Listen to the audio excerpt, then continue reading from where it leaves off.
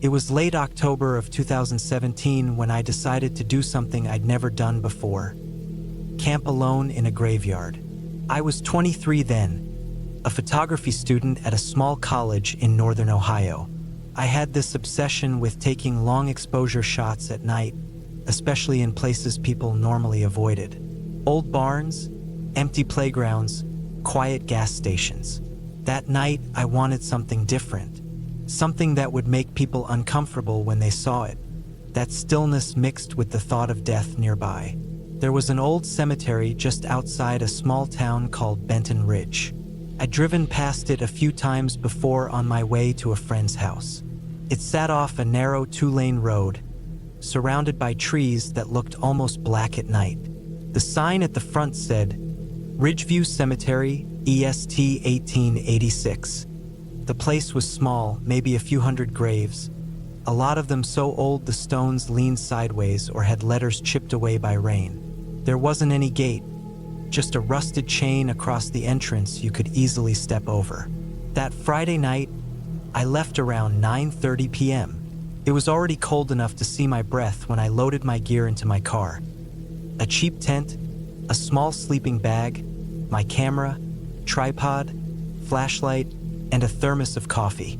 I told myself I'd camp until sunrise, take as many photos as I could, and head home before anyone noticed.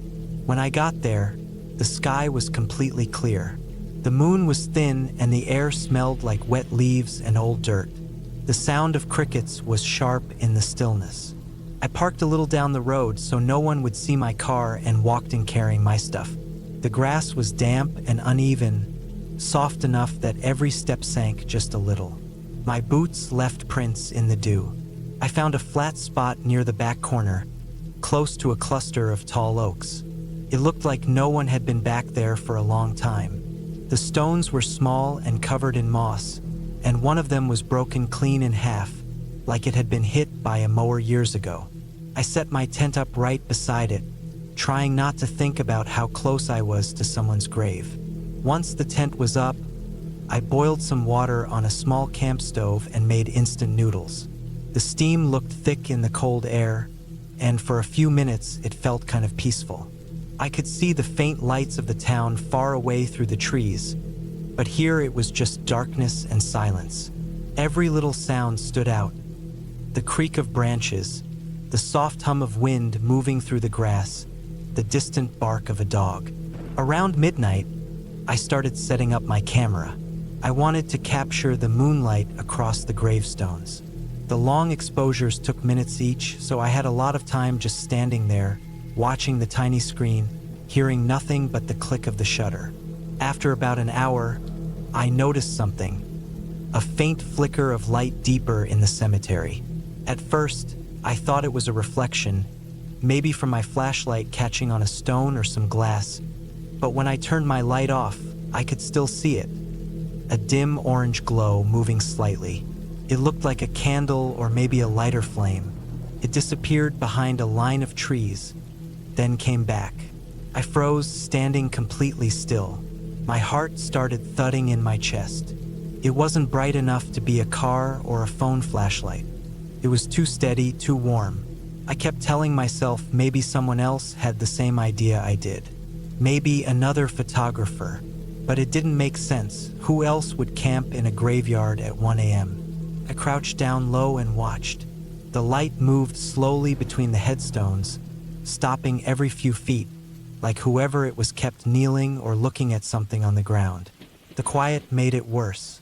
I couldn't hear any footsteps, no voice, just that small glow drifting among the graves. After about a minute, it vanished completely. I waited, staring at the spot where it had been, but nothing came back.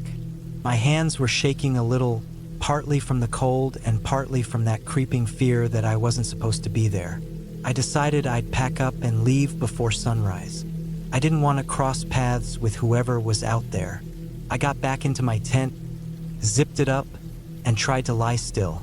Every little rustle outside made my chest tighten. I could hear the wind shifting through the trees, but there were other sounds too, faint ones, like someone stepping slowly on wet grass. Not constant, just once or twice spaced apart. At one point, I thought I heard something metallic, a soft, scraping sound, like someone dragging a small shovel or piece of metal. I held my breath, waiting, staring at the tent's thin fabric wall that fluttered slightly in the wind.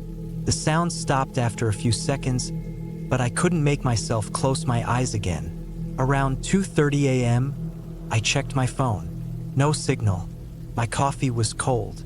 My mouth was dry. I decided I couldn't just stay in there waiting. I unzipped the tent as slowly as I could and looked out. The moon had gone behind clouds now, and everything was darker. I aimed my flashlight toward where I'd seen the glow earlier, but there was nothing, just stones and trees and empty space. Then I saw something new. A small, freshly disturbed patch of dirt about 10 feet from where I was camped. The ground around it was darker, damp-looking, like someone had dug there recently. There were scuff marks in the mud, the kind made by boots. I knew I hadn't seen that earlier when I'd picked this spot. That's when my body just decided for me. I packed everything as fast as I could. Didn't even fold the tent right, just shoved it into my bag. I didn't care about the noodles, the tripod, any of it. I just wanted out. My hands kept fumbling, and the flashlight beam shook all over the place. As I started walking back toward the road, I heard another sound, a muffled thump, like something heavy falling into soft ground. I didn't turn around. I didn't even breathe until I was over the chain at the entrance and halfway to my car. When I finally got inside and locked the doors, I sat there for a full minute just listening. The night outside was dead quiet again, as if nothing had ever happened. No lights, no footsteps, no sound at all. I drove home without looking back once. When I got to my apartment, it was nearly 4 a.m. I couldn't sleep, so I uploaded the photos right away. Most of them were just what I expected, long, blurry shots of gravestones and trees, the faint line of my tent in one of them. But in one photo, taken around midnight near the edge of the frame, there was a shape. It wasn't clear, just a faint outline of someone crouched down near the ground, half hidden behind a stone. The orange glow I'd seen was right next to them, and something shiny, maybe metal, reflected the light. 2 days later, I went back in daylight, just to convince myself it wasn't as bad as I'd imagined. The cemetery looked harmless under the sun. Birds were chirping, the grass was still damp, and there were a few fresh flowers on some graves near the front. But when I walked to the back, to the place I'd camped, I stopped cold. The patch of dirt I'd seen disturbed before had been smoothed over, like someone had come back and fixed it. But next to it, there was a small piece of cloth sticking out of the ground, dark, muddy, and torn. I didn't touch it. I just turned and walked back to my car, heart pounding in my ears. A week later, I read a small article online about a man found buried near Ridgeview Cemetery. It said police believed it was a missing drifter, maybe dead for only a few weeks before someone tried to hide the body there. They didn't mention suspects, only that the grave looked like it had been covered up more than once. I stopped taking night photos after that. I still think about that night, how close I was to something I shouldn't have seen, how someone else was out there doing something terrible while I stood only a few feet away. Sometimes I wonder if they saw me, too, and if that small orange light I saw wasn't just some candle, but someone's way of checking that their secret was still buried.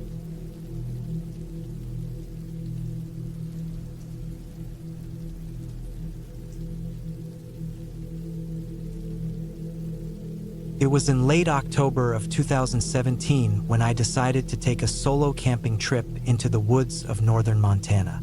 I was 28 at the time, working long hours in construction, and needed a few days away from people, traffic, and noise.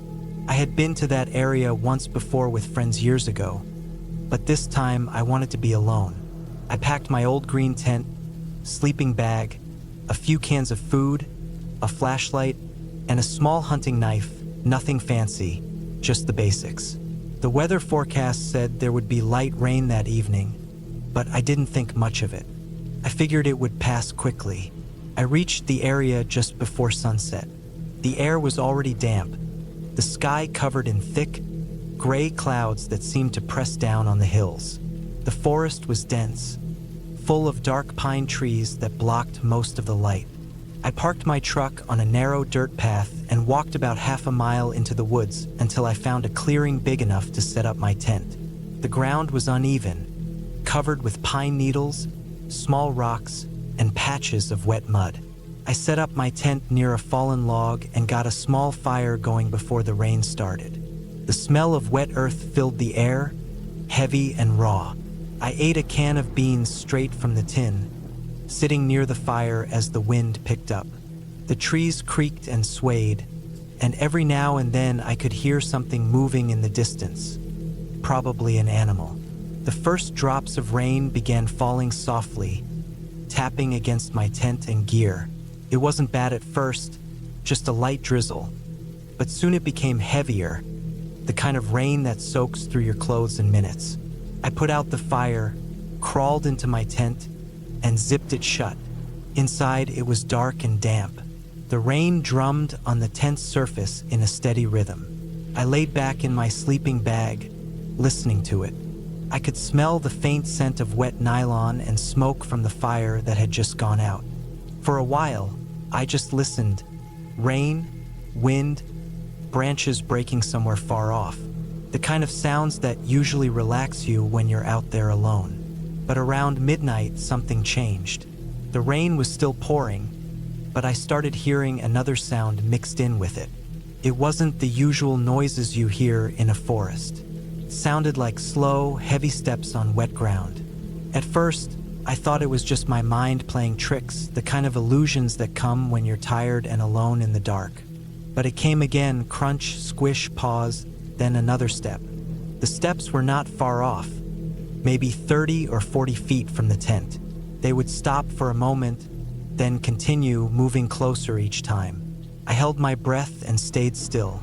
My flashlight was within reach, but I didn't turn it on. I didn't want to draw attention to myself. I kept telling myself it was probably a deer or maybe a moose, something large but harmless. The rain would make any animal's steps sound heavier anyway. The steps stopped completely after a minute or two. The only sound was the rain slapping against the tent. I waited for a long time, maybe 10 or 15 minutes, before I let my muscles relax again. I tried to fall asleep, but my heart was still racing. I turned to one side, pulling the sleeping bag closer, and tried to focus on the rain again. Sometime later, could have been an hour or maybe less, I woke up suddenly. There was a faint noise outside, like something brushing against the tent. Not the wind, not branches, but something dragging lightly across the nylon fabric. It happened once, then again, moving slowly along the side. I froze completely. My throat went dry, and I could feel my heartbeat in my ears. It stopped for a moment, and then I heard something much clearer, the sound of wet breathing. Someone or something was breathing just outside the tent wall. Slow and heavy, the kind that comes from being cold or tired. I could feel the air shift with every exhale. I didn't move. I didn't even blink. My first thought was that maybe a bear had wandered into the area, drawn by the smell of food. But bears don't breathe like that, and they sure as hell don't move that slowly around tents. I reached quietly for the knife beside my sleeping bag. My hands were shaking so badly I could barely keep a grip on it. The breathing stopped suddenly, and for a few seconds there was nothing, just silence and the endless patter of rain. Then came the sound of footsteps again, this time circling the tent. Slow, steady, deliberate. The ground squished with each step. Whoever it was wasn't trying to be quiet. I didn't know what to do. I couldn't see anything, and if I unzipped the tent, I'd expose myself completely. The steps went around once, then again, then stopped at the back of the tent. I heard a faint rustle, like someone kneeling or crouching in the mud. Then something pressed gently against the back wall of the tent, just enough to make the fabric bend inward. My breath caught in my throat. The pressure stayed there for a few seconds before releasing. Then silence again. Minutes passed. I didn't move. My body was tense, muscles cramping, knife clutched in my hand. I must have stayed like that for at least half an hour before I realized I couldn't hear anything anymore. The rain was still going, but whatever had been out there was gone, or at least I hoped it was. When dawn finally came, I unzipped the tent slowly and stepped outside. The rain had stopped sometime during the night, and the forest was filled with fog. Everything was soaked, the ground, the trees, my tent.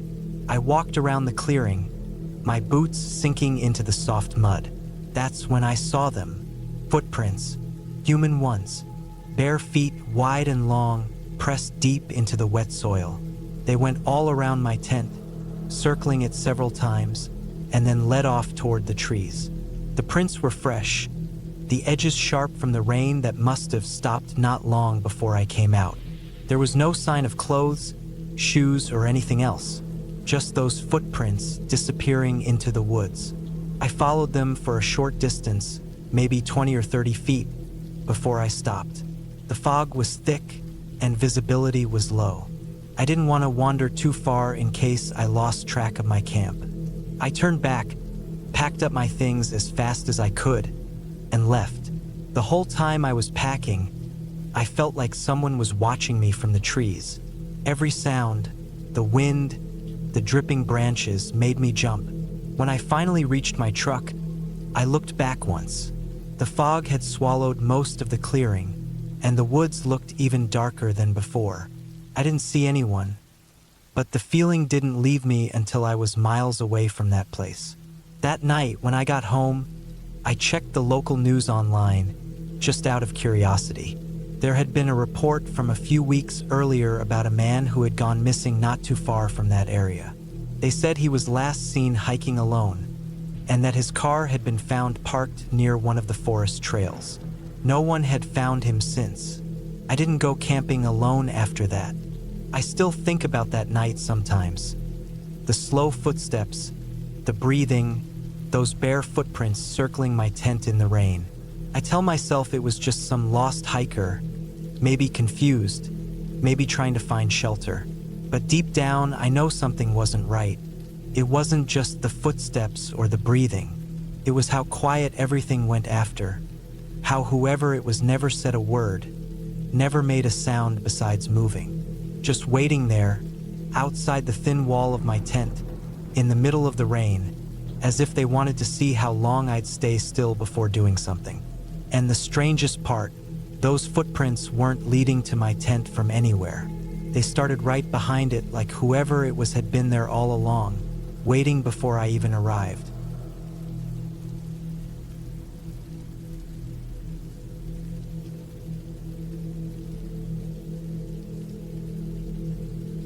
It was late September of 2019 when I decided to take a solo camping trip in northern Arizona. I had been working long hours at a warehouse in Flagstaff and needed to clear my head. I'd done solo camping trips before, so it didn't feel like anything new. I packed light, just a tent, sleeping bag, knife, flashlight, a small stove, some food, and a map of the area. The plan was to drive out past the smaller trails that most tourists never touched and camp for 2 nights before heading back. I wanted complete quiet, no cars, no people, no cell signal. Just the kind of silence that you can feel pressing against your ears. The drive took me most of the day. I followed a narrow dirt road that ran through the pine forest for what felt like forever. The road became rough with loose gravel and deep ruts, but my old Jeep could handle it. The sun started dipping behind the trees when I finally found a clearing big enough for my tent, surrounded by tall pines and red dirt. The air smelled like dry wood and dust. I could still hear crickets and some far-off bird calls. Felt right. After setting up my tent, I built a small fire. I didn't plan on staying up late, but I wanted to warm up some canned chili and boil water for tea.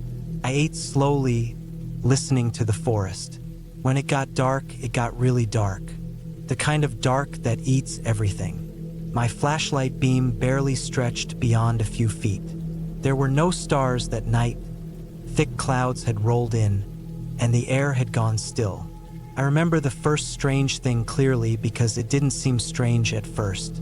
I heard what I thought was a coyote yipping somewhere off in the woods. It was distant, but sharp. Then another answered, closer. I'd camped enough to know the sounds of coyotes, but there was something off about it. It wasn't quite right. The pitch was too long, the rhythm strange. It almost sounded like a person trying to mimic a coyote. I brushed it off, told myself it was my imagination or maybe just a coyote with a weird call. I put out the fire around 10 and crawled into my tent. I lay there listening to the wind and the forest noises. Eventually, I must have drifted off because when I woke up again, it was dead silent. Not a single sound. No crickets, no wind, nothing. Just silence heavy enough to make my heartbeat feel loud. Then I heard something move. It was faint, but I knew the difference between the rustle of a rabbit and the slow, deliberate steps of something heavier. It came from behind my tent, crunching lightly on the dry pine needles. I froze. I didn't move a muscle. My flashlight was within reach, but I didn't want to turn it on yet. The steps circled halfway around the tent, stopped for a long moment, then started again from the opposite side.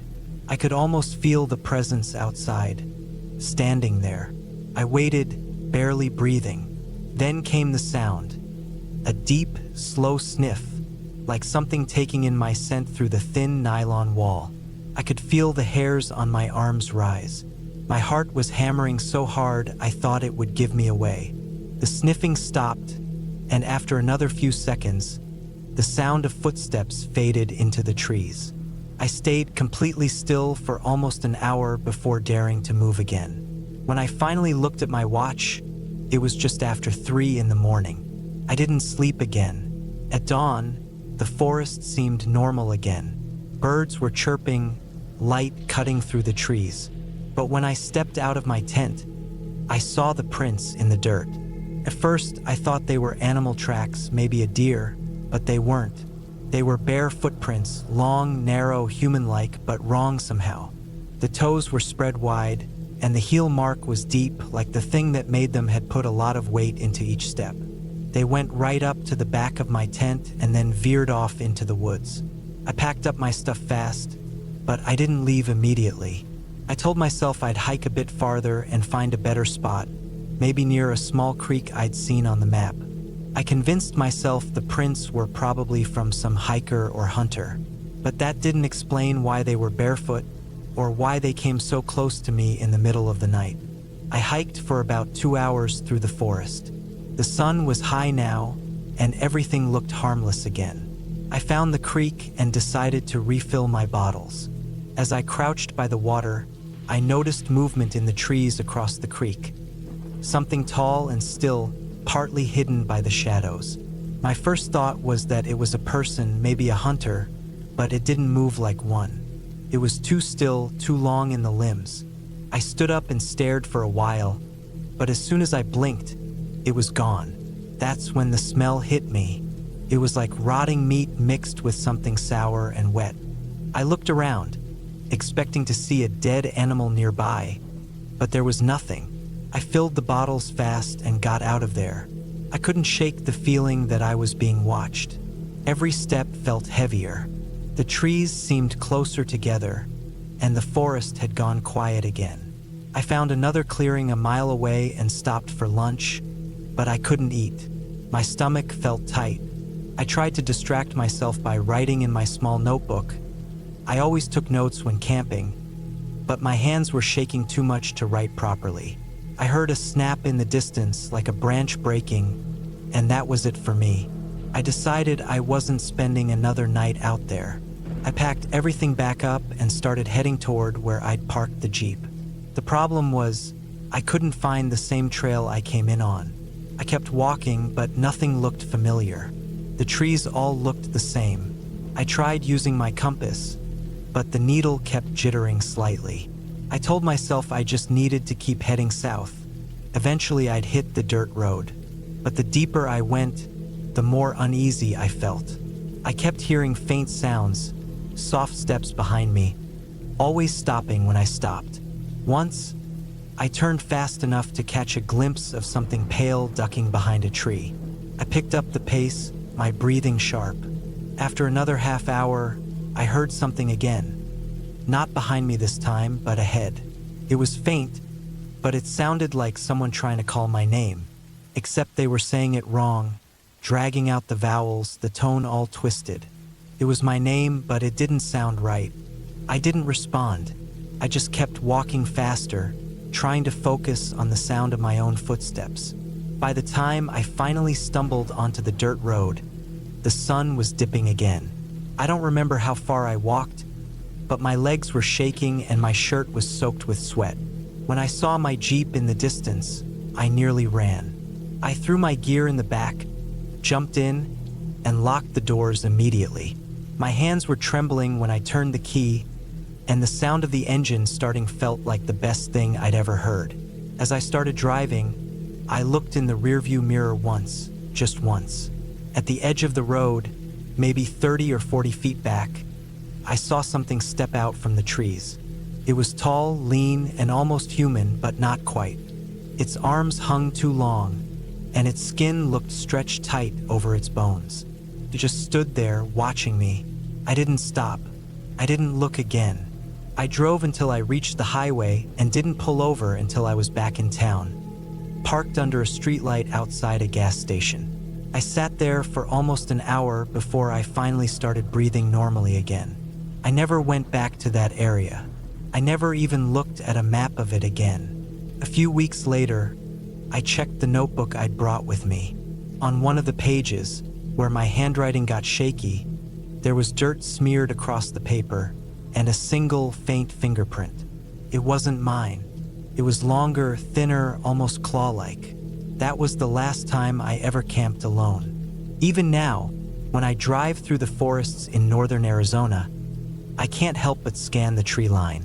Sometimes, when the wind dies and the forest goes quiet, I swear I can smell that same rotten, sour scent again. And I don't wait around to find out what's making it.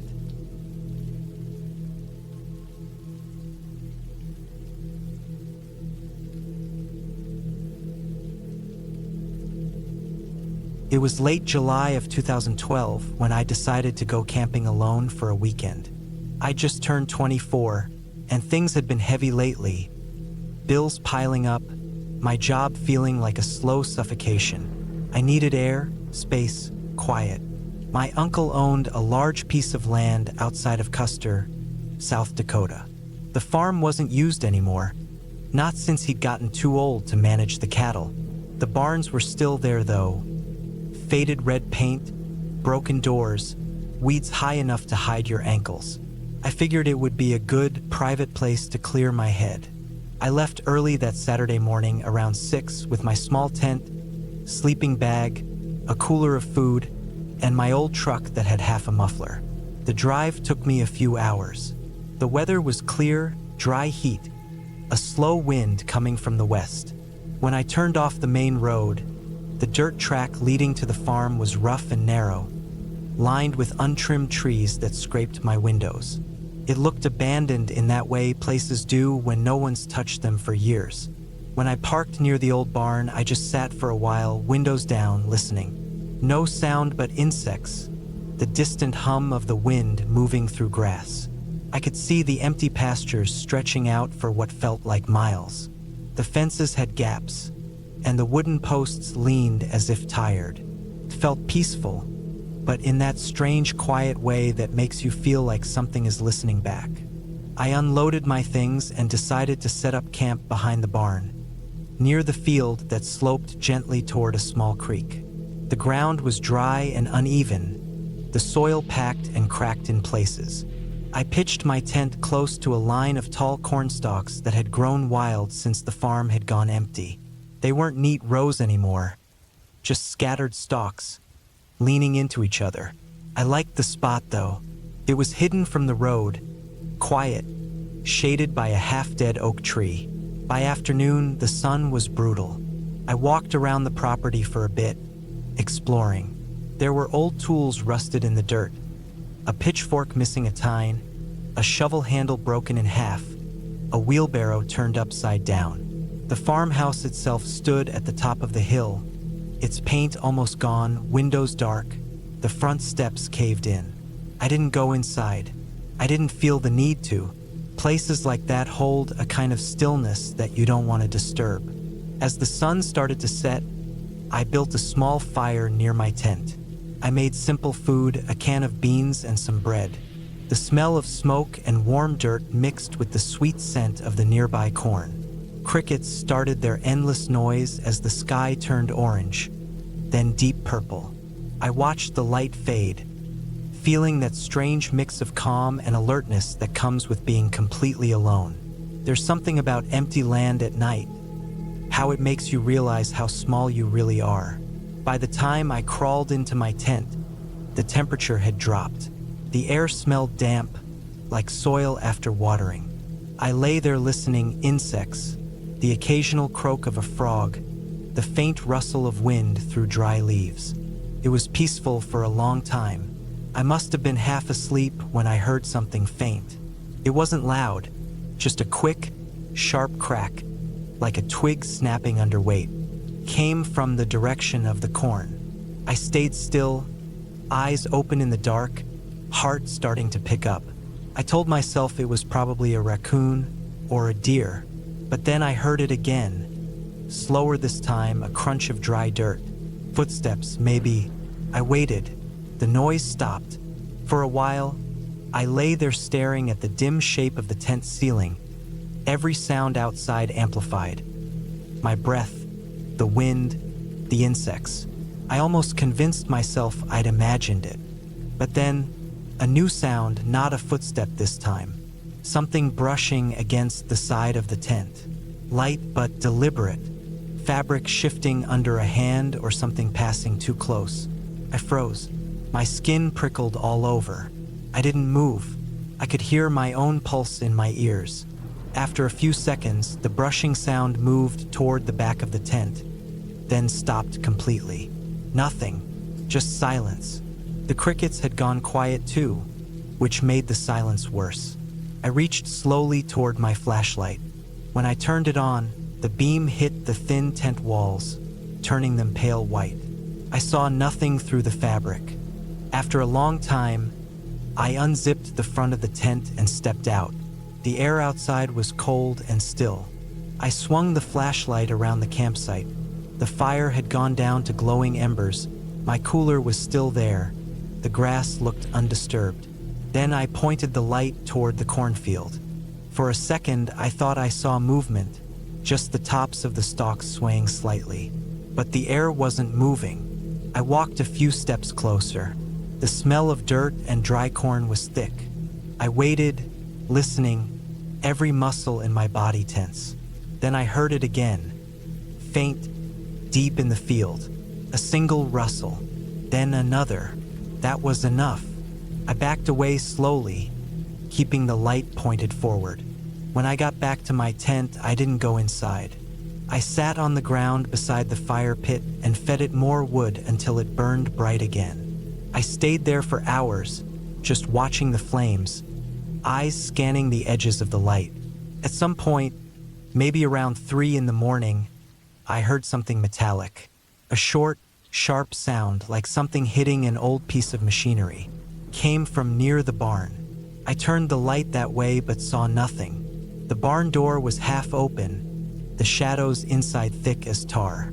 I wanted to believe it was the wind, but there wasn't any. The air was dead still.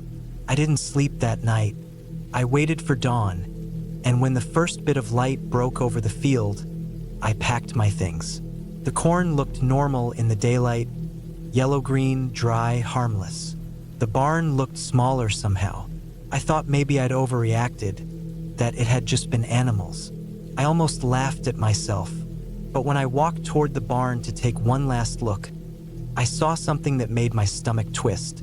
In the dirt just outside the open door, there were footprints, bare feet. Not huge, but definitely human, clean edges, deep impressions in the dry soil.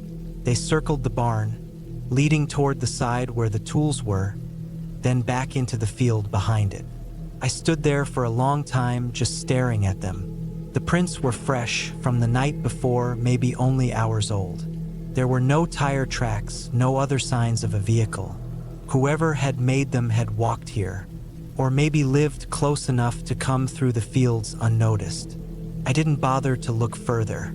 I threw my tent and cooler into the truck bed and left without even checking if everything was tied down. The dirt road back to the highway felt longer than it had the day before.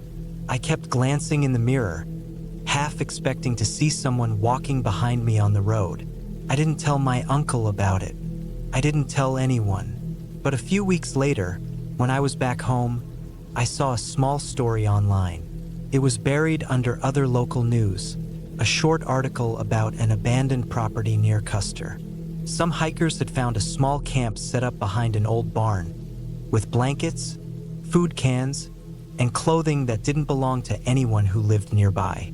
The sheriff said someone had probably been staying there for months without anyone knowing. I didn't need to see the pictures to know which place they were talking about. It was the same farm, the same barn. Even now, I think about those footprints in the dirt, how quiet the air had been, how still everything got before the sound started.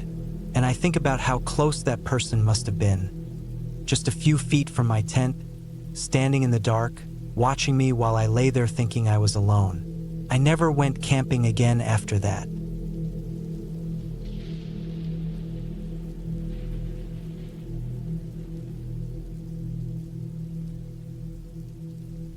I still remember that trip like it happened yesterday, even though it's been more than 10 years now. It was the summer of 2014, and I had just turned 23. I was restless, always looking for some quiet escape from the city. Back then I lived in northern Oregon, not too far from the base of Mount Hood, and I developed this habit of solo camping. It started as a way to clear my head, but the more I did it, the more I liked the silence. That kind of deep silence that feels alive, where every little noise feels like it has weight. That weekend, I decided to camp near a small creek I'd found months before while hiking. It wasn't an official campground, just a patch of open ground beside a line of alder trees, maybe a 30-minute walk from the nearest dirt road. It was hidden, quiet, and nobody ever came by. The creek ran clear, shallow enough to cross without getting my knees wet, and there was this constant trickle sound that somehow made everything feel calm. I got there around 4 p.m. The sky was overcast, thick with those gray Oregon clouds that make everything look colder than it really is. I set up my small green tent facing the creek, laid out my sleeping bag, stacked some dry wood I brought in a net bag, and started a small fire just before dusk. The air smelled like wet bark and pine sap. After I ate, just canned beans and bread, I sat by the fire and watched the light fade. The forest went from pale green to blue, then to that heavy, grainy blackness that makes you aware of every sound. I remember hearing the water, the distant hum of wind, the occasional cracking branch somewhere deeper in the woods. Normal stuff. Around 9 p.m., the temperature dropped fast. I zipped myself into the tent, left the fire smoldering low, and scrolled through some songs on my old iPod. After a while, I turned it off and just listened. The sound of the creek made me sleepy, but every now and then, there'd be something else. A rustle, a crunch, the dull thud of something soft moving across dirt. I told myself it was probably a raccoon or maybe a deer. They were common out there. I tried to ignore it and closed my eyes, but I couldn't shake the feeling that it was closer than before. The crunching wasn't random anymore. It had a rhythm. A few steps, a pause, a few more, like something careful. At some point, I sat up and looked through the tent flap. My fire had gone nearly out, just glowing orange at the edges. The woods beyond were dark, no movement, no shape I could make out. I told myself again that it was nothing and went back down. Eventually, I must have fallen asleep because the next thing I remember was waking up in total silence. It was about 2:30 in the morning. The forest was dead quiet. No insects, no wind, nothing. The only thing I could hear was the faint dripping of water somewhere. I thought maybe it had started raining lightly, but then I realized the tent fabric was dry. The air felt thick, like it does before a storm, but there was no breeze. I lay there still, trying to figure out why I felt so tense. Then I heard it again, that slow, careful movement outside. Crunch. Pause. Crunch. This time it was definitely close, maybe a few feet from the tent. My throat went dry. I reached for the small hatchet I always kept near the flap. My heartbeat felt so loud it almost drowned everything else. The sound moved around the tent, slow, circling. I didn't hear breathing, just the soft drag of shoes or feet on dirt. I stayed frozen, gripping the hatchet so tight my hand hurt. Then it stopped. A few seconds passed. Then I heard the faint click of metal, like a buckle or zipper. I don't know how long I lay there listening, but it felt like hours. I didn't move until the faint gray of dawn started filtering through the tent fabric. When I finally stepped outside, everything looked normal. My fire pit was still cold, untouched. The ground near the tent, though, that was different. There were shoe prints, not boots, but sneakers. They were all around my tent. Some led toward the creek, others came from the direction of the trees. They weren't mine. I wear size 11 hiking boots, and these were smaller, maybe size 9. What made it worse was how fresh they looked. Some were pressed into the soft mud like they'd been made only hours before. I looked around, half expecting to see someone nearby, but there was nothing. No backpack, no discarded trash, no signs of a campsite. Just those prints, circling me like whoever it was had been walking slowly around while I was asleep. I told myself maybe a lost hiker wandered by, but I knew how unlikely that was. This place wasn't on any trail, and the nearest public path was more than a mile away. Still, I packed my stuff, telling myself I'd leave after breakfast. When I went to fill my bottle from the creek, I saw something that made my stomach drop. Across the water, on the other bank, a few branches had been arranged in a rough triangle, leaning together like a makeshift marker. It wasn't natural, someone had done it deliberately. There were small scratches on the bark and a dark smear, maybe mud, maybe something else. I didn't cross to check. I went straight back to camp and started packing everything. Fast. While rolling my sleeping bag, I noticed my backpack zipper was open. I was sure I'd closed it before sleeping. Inside, everything looked normal except one thing. My hunting knife was gone. It was an old steel blade I always kept in a side pocket. I turned the whole bag inside out, checked the tent, checked the ground, nothing. At that point, every sound made my nerves jump. I couldn't shake the image of someone standing outside my tent in the dark, holding that knife. I stuffed everything into the car and left the area, driving way faster than I should have down the dirt road until I hit the main road back towards Sandy. By the time I got home, the sun was fully up. I locked the doors, sat down, and just stared at the floor for a long time. I didn't tell anyone for a few days because I kept trying to convince myself it was nothing. Maybe some local kid messing around. Maybe I dropped the knife and didn't notice. But that didn't explain the footprints circling my tent. A week later, curiosity got the better of me. I drove back out there, midday this time, bright sun, clear sky. The path down to the creek was the same, but when I got to where my campsite had been, the ground was disturbed again. The grass was flattened in 2 spots, like someone else had camped there after me. There were remnants of a fire, not mine, and beside it, a piece of cloth tied to a branch, fluttering in the wind. It was my missing bandana. I used to keep it tied around my knife's handle. I stood there for a long time just staring at it. The creek sounded louder that day, maybe because I was so tense. I remember feeling like I was being watched, though I couldn't see anyone around. I left it there and walked straight back to my car. That was the last time I ever went camping alone. To this day, I don't know who that person was or what they were doing there that night, but I know they were real. The footprints, the missing knife, the feeling that something was standing just outside my tent. It all happened. Every time I think about it, I imagine what would have happened if I'd unzipped the tent in the middle of the night. Maybe they would have run. Maybe not. Sometimes, when I have trouble sleeping, I'll hear that same sound again in my head. That slow, deliberate crunch of someone walking in circles, just outside thin fabric walls, waiting for something. And that's when I realize how fragile that sense of safety really is, how easily it can vanish in one quiet, dark night beside a creek.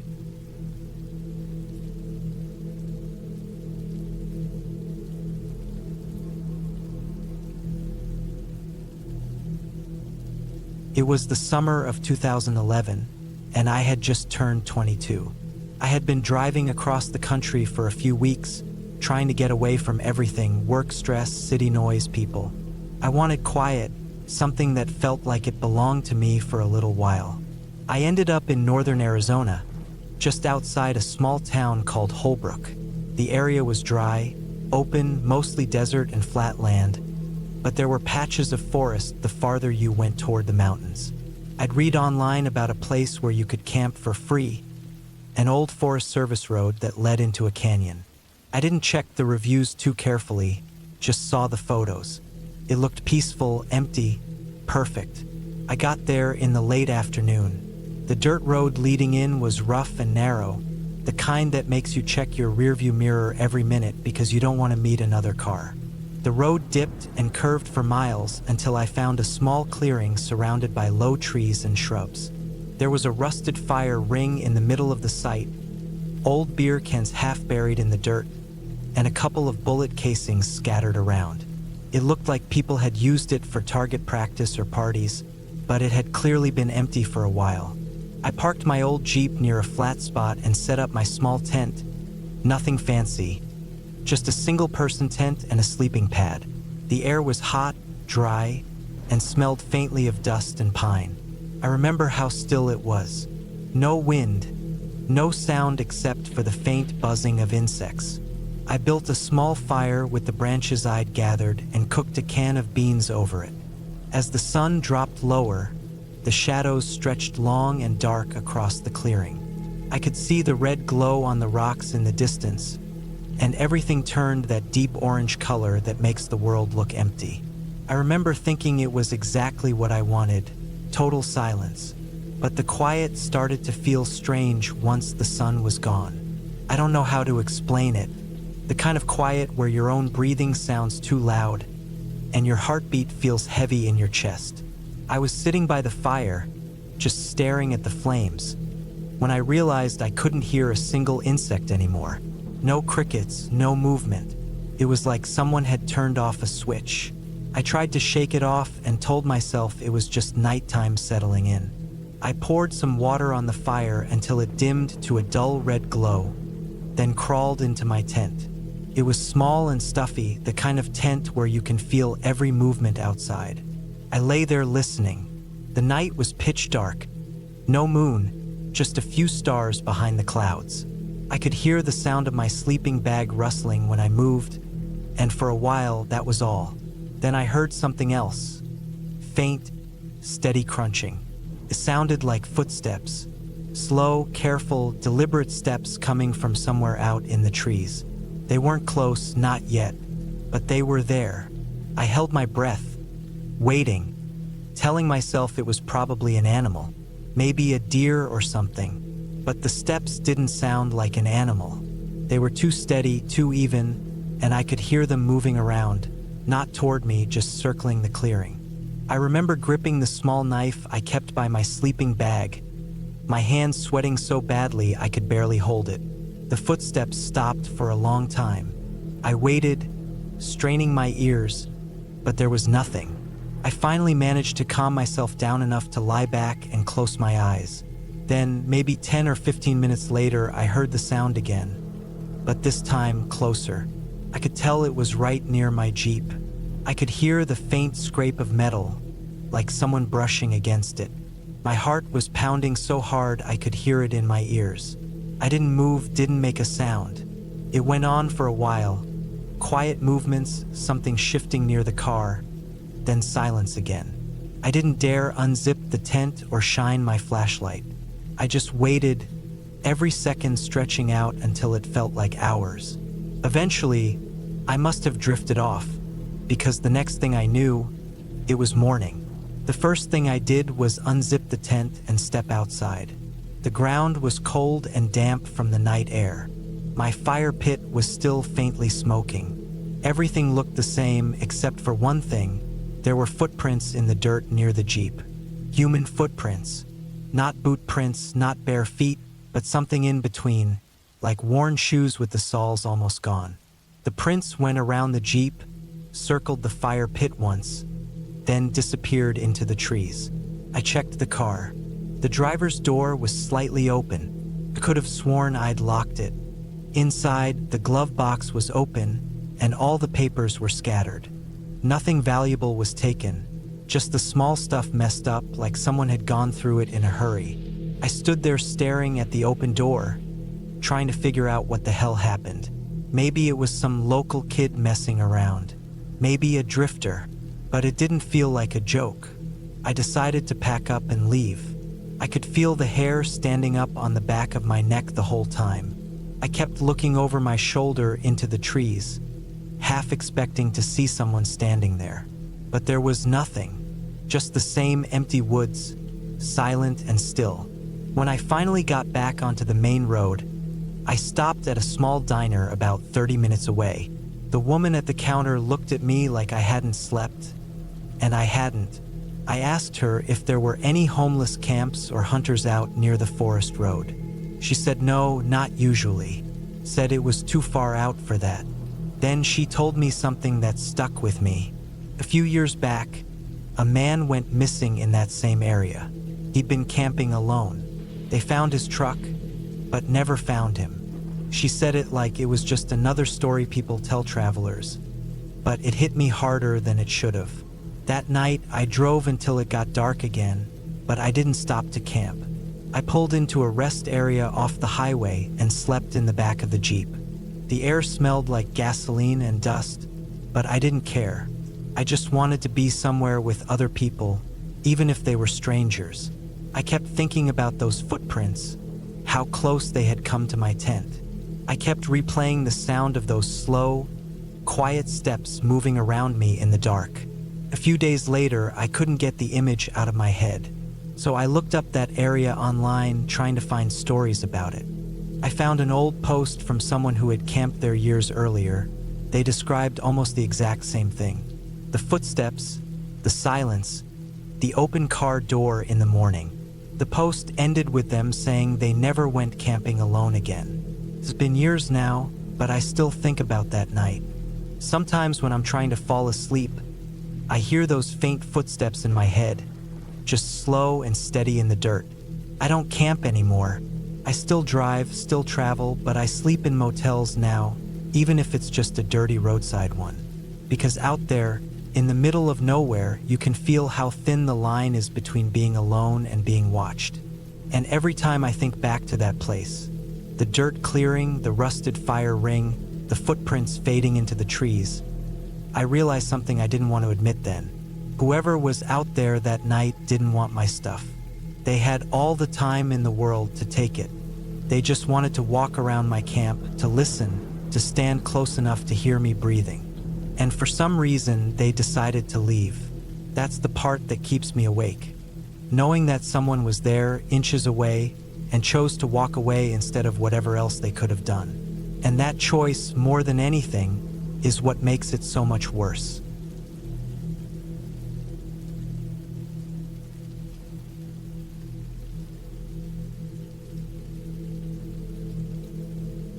It was late July of 2017 when I decided to take a solo camping trip in southern France. I had been traveling through Europe for a couple of weeks, staying mostly in hostels and small inns, but I wanted a break from the cities and the crowds. I wanted some quiet. I rented a small car in Marseille and drove inland, following narrow, winding roads that passed through empty villages and endless fields of sunflowers. Eventually, I reached a forested area near the Verdun Gorge, a place I'd only picked because the pictures online looked peaceful and remote. I found a small campground that sat along a river, mostly empty except for a couple of camper vans parked far from where I set up my tent. By evening, the light was soft and golden, and the air was thick with the sound of cicadas. I cooked a small meal on my camp stove, washed up in the river, and sat near the water for a while. The current was slow, and the surface reflected the last bit of sunlight. It felt calm, quiet, and almost too still. I remember feeling completely alone, but in a way that was comforting. That changed later that night. Around 10, after the forest had gone completely dark, I was lying inside my tent reading by the small light of my phone. The air was still warm, but a faint wind made the trees creak a little. The campsite was completely quiet except for the faint hum of the river. I had turned off my phone's light and was trying to fall asleep when I thought I heard something. Soft, like footsteps on dirt. I tried to tell myself it was probably just a small animal or the wind moving branches, but the sound came again. It wasn't random or quick. It was steady, slow, someone walking. I stayed still, barely breathing, trying to listen. The steps stopped for a moment, then started again, closer this time. I couldn't see anything through the thin fabric of the tent, but I could hear the dry leaves crunching softly. My heart was pounding. I thought maybe it was one of the other campers, maybe someone walking to the river, but the sound came from the opposite direction, deeper in the forest. Then it stopped again. I waited a long time, just lying there in the dark. Eventually, I told myself it was probably my imagination, or maybe a wild animal moving through the woods. After a while, I forced myself to close my eyes and somehow drifted off to sleep. The next morning, I woke up early. The air was cool and fog hung low over the river.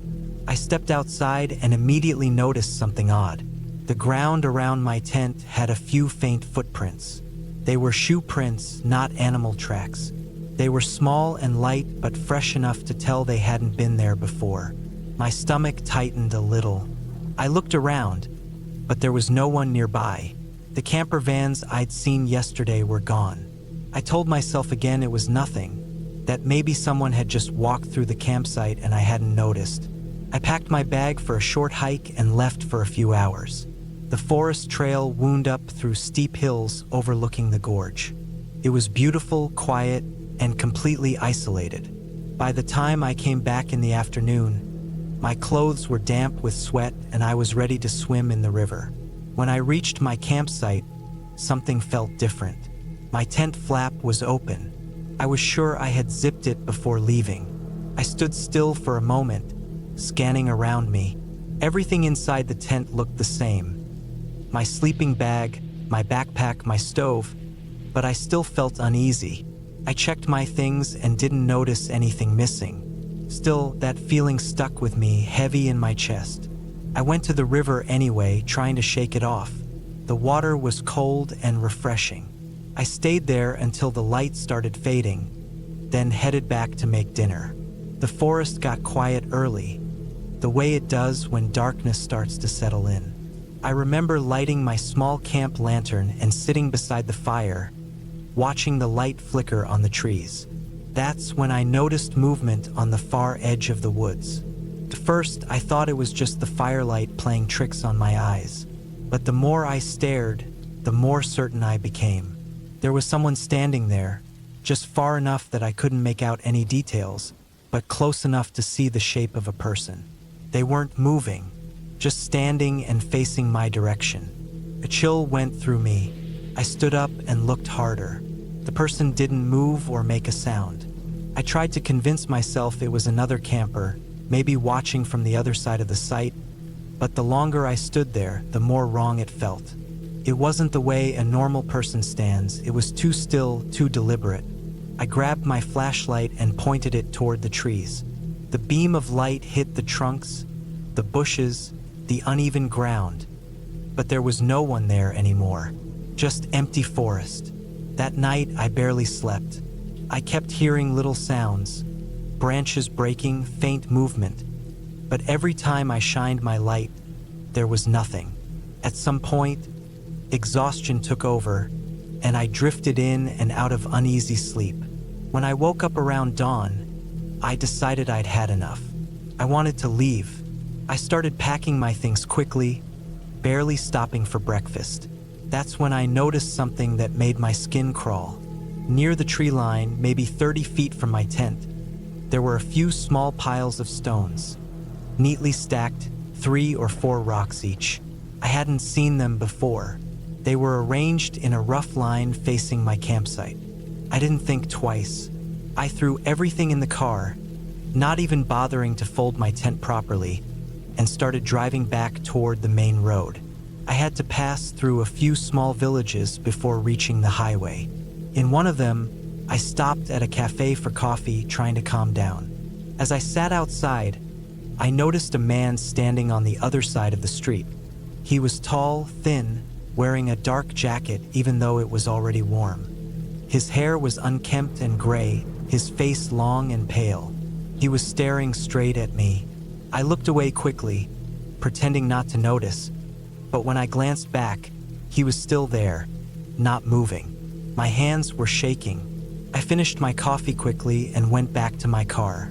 When I started the engine and drove off, I looked in the mirror and saw the man still standing in the same spot, watching as I left. I didn't stop again until I reached a larger town near Aixin province. I booked a cheap hotel for the night and locked the door as soon as I got inside. I tried to convince myself it was just coincidence, that maybe he was just a local man, maybe I was being paranoid after a couple of bad nights alone in the woods. But part of me knew that wasn't the case. The next morning, I went down to my car. It was parked on the street near the hotel. When I got closer, I saw something tucked under the windshield wiper. It was a small, folded piece of paper. My stomach dropped. I looked around quickly, but the street was empty. I unfolded the paper with trembling hands. There was nothing written on it, just a small, rough drawing, 3 stacked stones. I stared at it for a long time, my hands frozen. I threw it away immediately, got in the car, and drove straight back to Marseille. I returned the rental car that afternoon and booked an early train out of France the next morning. Even now, years later, I still think about that man. The way he stood in the trees, the way he watched me from across the street, the silence, the stones. I don't know who he was or what he wanted. Maybe he was just some strange wanderer living out there in the woods. Maybe he had been watching campers for years. All I know is that I've never gone camping alone again. Every time I think of that folded paper and those stacked stones, I feel the same coldness in my chest. It wasn't a dream. It wasn't imagination. Someone was out there watching me, waiting, and I left just soon enough to never find out what would have happened if I hadn't.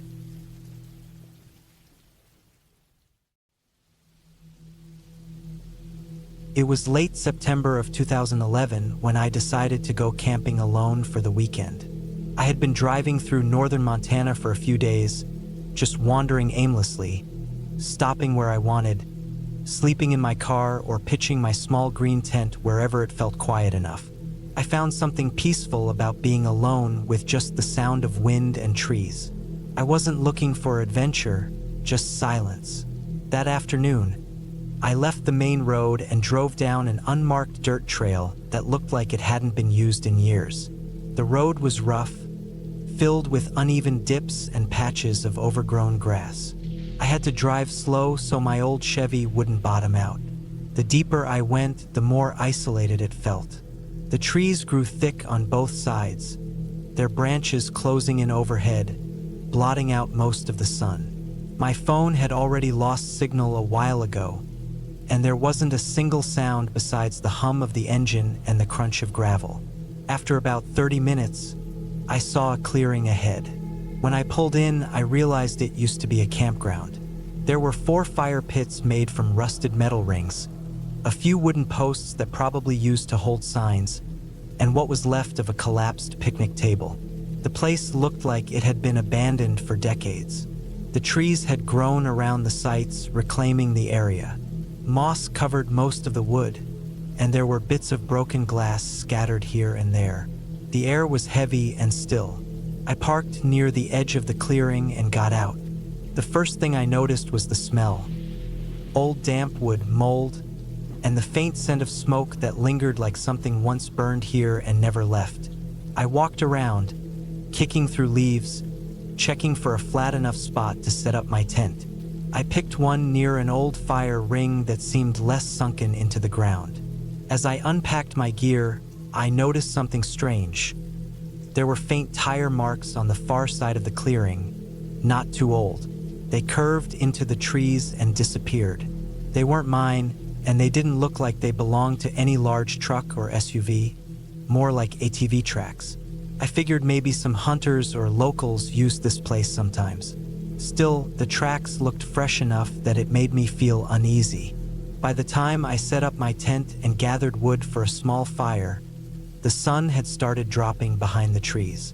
The air cooled fast, and the sound of insects grew louder. I lit the fire, cooked a can of chili, and sat beside it as the light faded. There was something strange about the way the forest around me sounded. Like it wasn't quite right. It wasn't silent, but it was too calm, like all the normal night sounds were distant. I could hear something faint, like a low crack every now and then, not from the fire, but from deeper in the woods. It wasn't constant, just enough to make me glance toward the dark tree line. After finishing my meal, I cleaned up, put everything back into the car, and sat by the fire again. The stars were out, scattered between thin clouds. The fire popped and hissed, throwing light on the ground around me. That's when I noticed something, a shape on the far end of the clearing. At first, I thought it was just a tree stump, but when I squinted, I realized it looked like an old tent. It was barely standing, slumped over, its fabric torn and faded gray. I must have missed it when I first walked around. I decided to check it out before going to bed. The tent looked ancient. The poles had collapsed long ago, and the fabric was stuck to the ground from moisture. When I kicked some leaves away, I saw what looked like a metal cup half buried in dirt and a piece of an old sleeping bag, chewed by animals. The zipper was rusted shut. It was probably from whoever used to camp here when the site was still maintained. I brushed off the dirt, looked around a bit more, and went back to my fire. By the time I crawled into my sleeping bag, the fire was dying down. I zipped up the tent door, leaving a small opening for air. The night was quiet again. I lay there, staring up at the dark fabric ceiling, listening to the faint patter of wind brushing through the trees. I must have dozed off for a while because when I woke up, everything was pitch dark. My watch said 2:37 a.m. The fire was out, and the only sound I could hear was rain tapping lightly on the tent. Then I heard something else, movement. Not the soft patter of rain or the shifting of branches, but slow, deliberate crunches of footsteps on wet ground. They were faint, spaced apart, but close enough that I could tell they were in the clearing. My heart started pounding. I held my breath, listening carefully. The sound came again, one step, then another, and then a long pause. Whoever or whatever it was wasn't rushing. It sounded like they were circling the tent. I didn't move. I lay still, staring at the faint outline of the tent's wall. I could hear my pulse in my ears. The footsteps stopped near the back of the tent. I thought maybe it was an animal, but the steps were too heavy and slow for that. It sounded like boots sinking slightly in mud. After a few seconds, there was silence again, followed by the faint creak of something metallic, like a chain or tool shifting. I waited, barely breathing, for what felt like an hour. Nothing else happened. Eventually, I convinced myself it must have been a deer or maybe wind messing with my imagination. I stayed awake for a long time before finally drifting back into light sleep. When I woke up again, the sun was up, though the sky was still gray from clouds. Everything was damp from the night's rain. I unzipped the tent and stepped outside. The first thing I noticed were footprints, fresh ones, in the mud near my fire pit. They weren't mine. They circled the tent once, then led off toward the trees near the direction of the old tire tracks I'd seen earlier. I followed them for a bit, my stomach twisting tighter the farther I went. They went about 20 yards before disappearing into thick grass. I looked around and saw something half buried in mud. A torn piece of fabric, dark green like a jacket sleeve. I picked it up, and it smelled faintly of gasoline. That's when I noticed a shape farther ahead through the trees. Something large and metallic. It was an old camper van, tilted on one side, half swallowed by weeds and dirt. The windows were fogged and cracked. I walked closer, my boots sinking into the soft ground. The back door of the van was open, hanging crookedly on its hinges. Inside, everything was a mess. Rotted wood panels, scattered cans, pieces of old tools.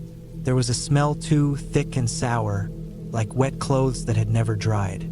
On the small table inside, there were faded maps, a half-empty gas can, and what looked like a moldy sleeping bag shoved into the corner. I stood there for a minute, staring at it all, and it hit me. Someone had been living here. Maybe not recently, but not too long ago either. The tracks near my camp, the footprints, the sound in the night. It made sense. I backed away slowly, heart hammering again. I went straight back to my tent, stuffed everything into my car without folding it properly, and started the engine. I didn't even look back when I drove out. The dirt road seemed longer than before, the trees closing in even tighter. Every bump in the road made my hands grip the wheel harder. It took me almost 40 minutes to get back to the highway. Once I reached the main road, I didn't stop until I saw a small diner near a gas station about an hour away. I parked and sat there in silence for a long time, trying to calm down. That night, when I checked my car later in a motel parking lot, I noticed muddy handprints on the back of the trunk. Not mine. Smudged, uneven, like someone had been leaning against it or pushing it before I left the campsite. I never went camping alone again after that. I still don't know who was out there or how long they'd been living in that abandoned place. But sometimes, when I drive through remote areas and see those old faded campsite signs by the road, I think about that clearing, the rotted tent, the van, and those slow footsteps circling me in the dark.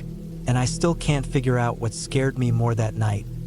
The sound of those steps, or the fact that whoever made them never said a single word.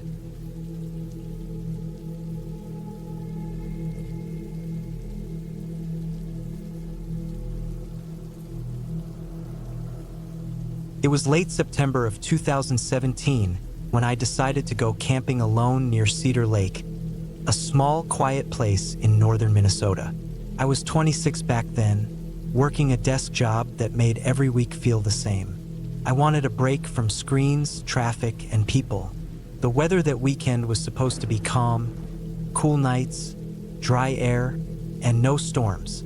I packed my gear into my old Toyota Tacoma, threw in my tent, a sleeping bag, my small propane stove, some canned food, and a six-pack of beer, then started the 3-hour drive out of town. The road to Cedar Lake wound through miles of dense forest. Tall pines leaned over the gravel path like they were trying to touch each other across the road. My GPS stopped working about halfway there, but I had printed directions just in case. I reached the small clearing by the lake around 6 p.m., right as the sun started dipping behind the trees. The lake was still, black as glass, and there wasn't a single person or boat in sight. I parked close to the water and took a slow walk around the area before setting up camp. The air had that sharp autumn chill that makes your breath visible. The smell of pine needles and wet soil hung heavy in the air. I picked a flat spot a little away from the water, cleared some sticks, and pitched my tent. The ground was uneven, but I didn't care. I set up a small fire pit using stones nearby and gathered a bit of dry wood. As the light faded, the forest grew quiet. No wind, no distant cars, nothing. Just the occasional ripple from the lake and the faint rustle of animals in the brush. I remember thinking how peaceful it felt. the kind of silence that almost hums in your ears. I cooked a can of beans on my little stove, ate quickly, and sat by the fire until the last bit of orange faded from the sky. By 9 p.m., it was fully dark. I could see the faint outline of trees around me, but the rest of the forest was just a wall of black. My phone had no signal, and the only light came from the small fire. I cracked open a beer, sat back on a log, and listened.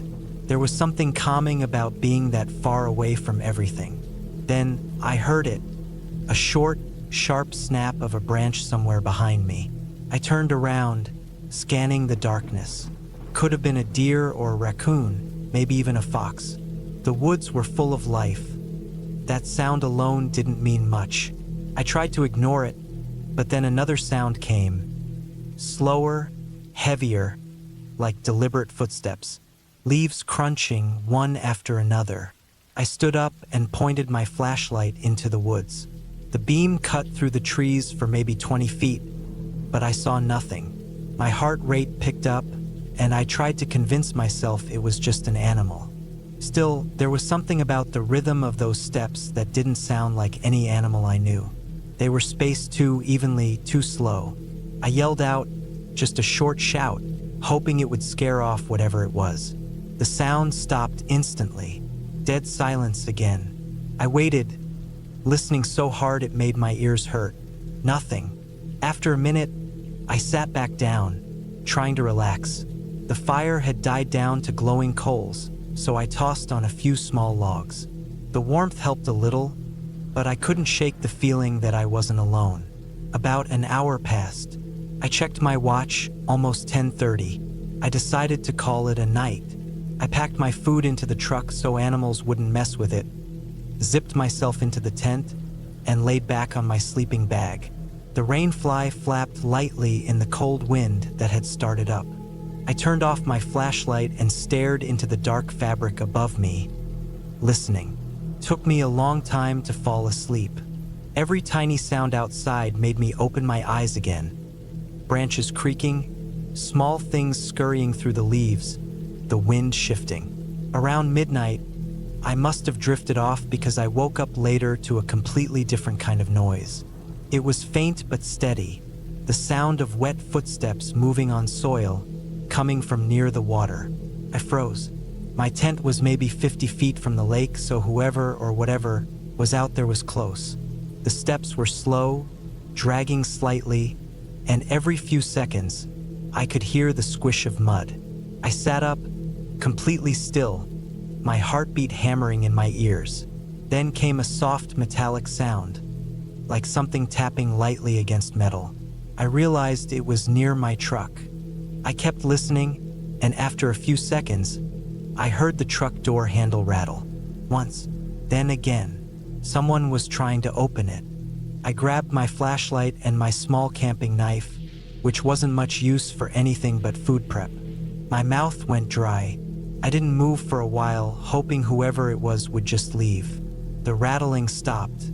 For about a minute, there was only silence. Then, faintly, I heard slow footsteps again, this time coming toward my tent. The crunch of leaves grew louder. I could hear breathing now, shallow, rough breathing, just outside. The beam from my flashlight was shaking in my hand, but I didn't turn it on yet. I waited. The shadow outside my tent shifted slightly, like someone was leaning close. I finally snapped. I turned on the flashlight and unzipped the tent just an inch, shining the light through the gap. I only saw a shape for a split second. A man's leg, muddy up to the knee, wearing worn-out jeans. Then he moved fast, away from the tent and toward the woods. The sound of his feet crashing through the brush faded quickly until there was only silence again. I sat there for a long time, barely breathing. My first thought was to run to the truck, but the idea of stepping out there made my stomach twist. I stayed inside the tent until the sky started to lighten, sitting up the whole time, knife in hand, flashlight dying slowly in the corner. When morning finally came, I unzipped the tent and stepped out carefully. The air was cold and damp, and the ground was covered in dew. Everything looked normal at first until I noticed the footprints. They were everywhere, circling the tent, leading to and from the truck. Deep prints made by heavy boots, not animal tracks. I walked over to the truck and saw the driver's side door smeared with mud, and the handle scratched like someone had forced it. I opened the door. Everything inside looked fine, until I saw what was on the driver's seat. It was a small, folded piece of paper. My stomach dropped. I picked it up with shaking hands and unfolded it. There were no words, just a rough pencil drawing of a tent. My tent, and a small X marked right beside it. That was enough for me. I threw everything into the truck without packing properly, left the tent poles still in the ground, and drove out fast. I didn't even check the mirrors until I hit the main road. My hands were shaking the entire drive back. When I got home, I thought about reporting it, but what would I even say? That some stranger drew my tent and left it in my car? No proof, no description, nothing stolen. I never went back to Cedar Lake after that. A few months later, I read an article online about a missing hiker found near the same area. It said his camp had been ransacked, and they suspected he'd been attacked or followed before disappearing. No suspect was ever found. Even now, years later, I still think about that night. The sound of those slow, wet steps in the mud, the breathing right outside my tent. I don't camp alone anymore. Sometimes when I can't sleep, I picture that piece of paper, that small X beside the tent, and I wonder if that night wasn't just random, if maybe I left just in time.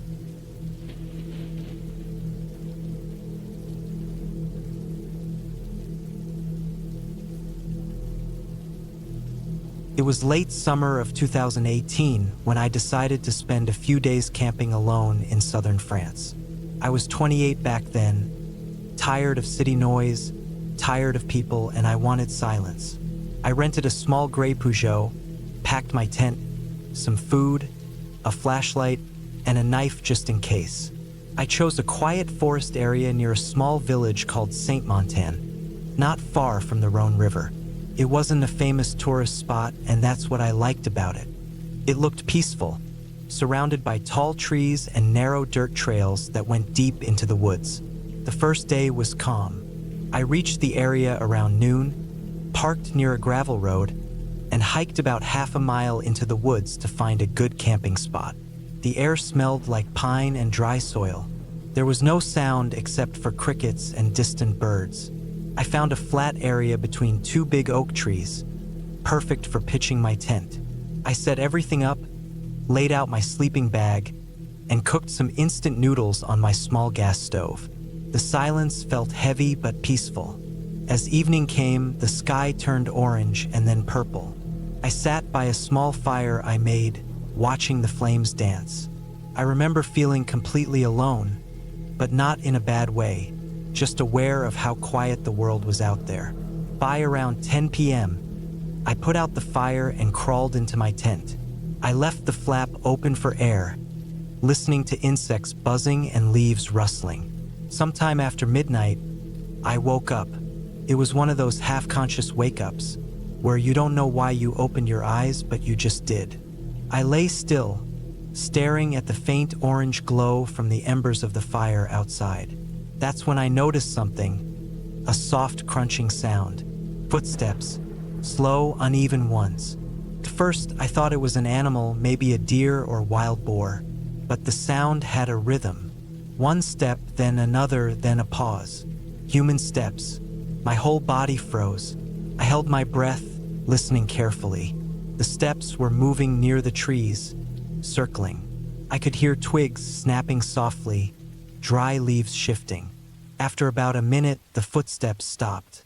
I stared through the small opening of my tent. The forest was still dark, but my eyes were adjusting. And then I saw him, a man. He was standing about 20 meters away, near the edge of the firelight.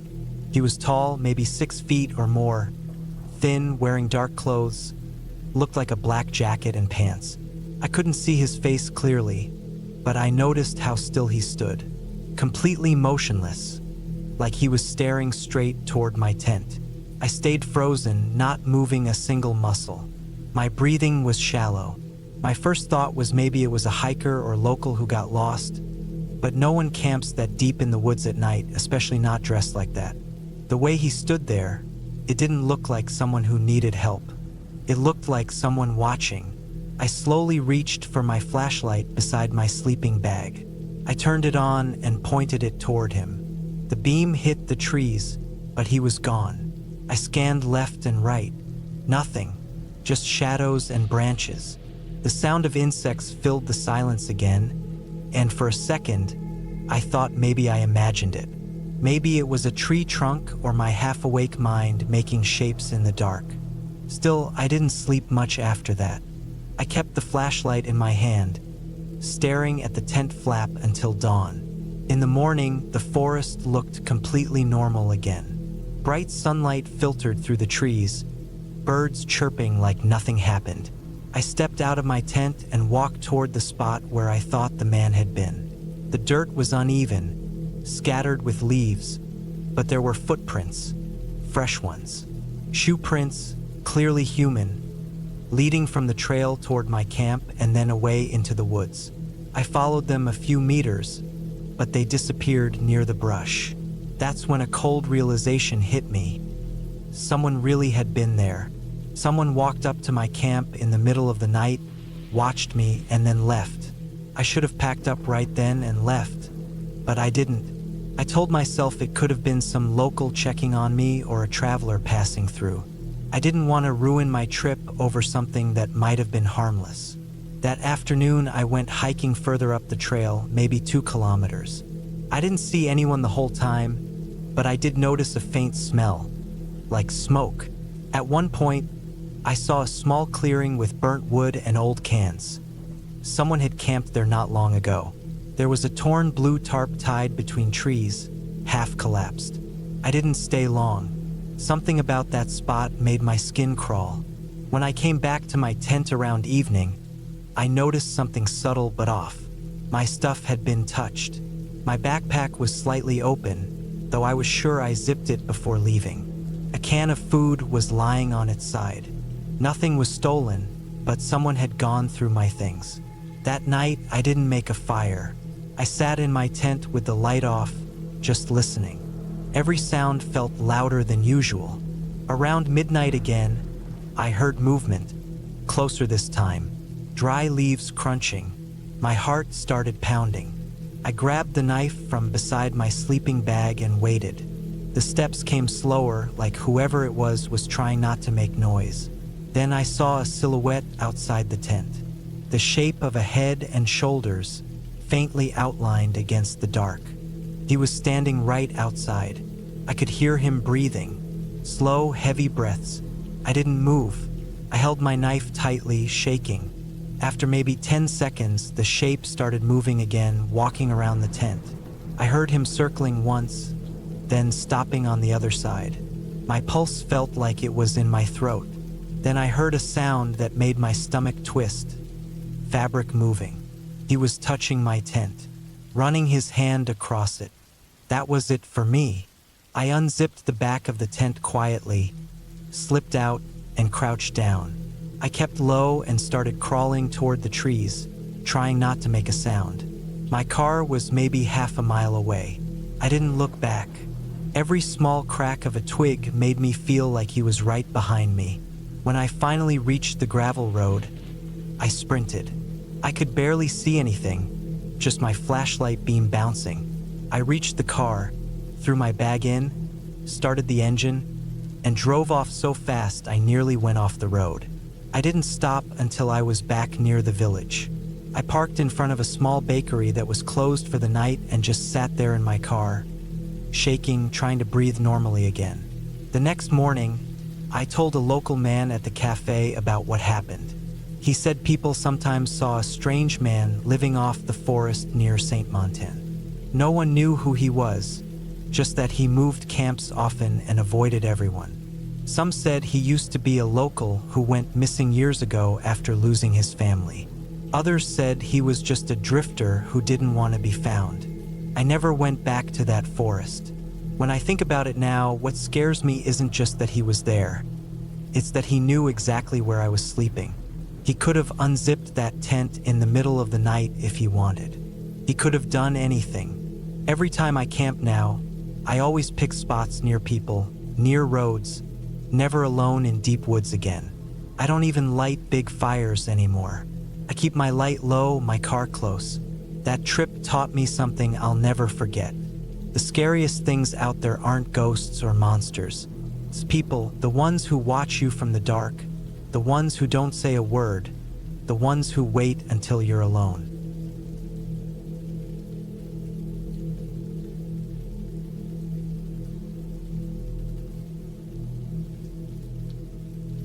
It was in early October of 2018, somewhere deep in the forests near Mount Rainier, Washington. I had taken a week off work just to get away from everything. No phones, no emails, no people.